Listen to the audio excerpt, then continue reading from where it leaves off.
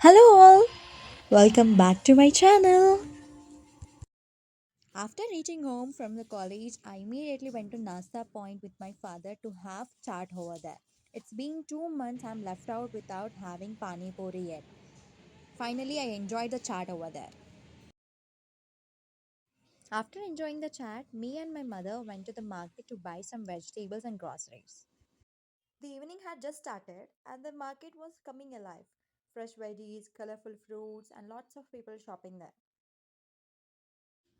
I captured few clips while walking around and seeing all the hustle over there. After finishing the shopping, I headed back home with all the groceries. That's all for today.